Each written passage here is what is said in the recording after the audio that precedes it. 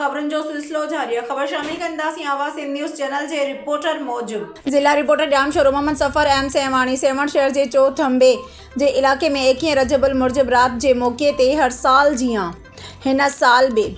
2025 में हज़रत कलंदर लाल शहबाज अल मारूफ सैयद हाफिज़ मोहम्मद उस्मान मरवंदी रहमतुल्लाह अलैह जी बुकी हिक ॾींहं जे मेले की शुरुआत की मुनासिबत सां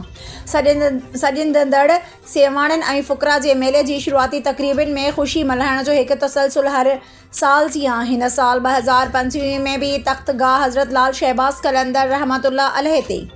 हज़ारे शहरन ऐं ॿाहिरां आयल ज़ाइरीन ऐं अक़ीदतमंदन फ़क़ीरन शिरकत कई। जॾहिं त हिन मौके ते शेख सैयद खान शाह शिराज़ी रहमतुल्लाह अलैह जी दरगाह ते भी शहनशाह कलंदर रहमतुल्लाह अलैह जी बुकी वॾी धामधूम सां मल्हाई वई। 21 रजबुल मुर्जिब जी रात जे मौके ते दरगाह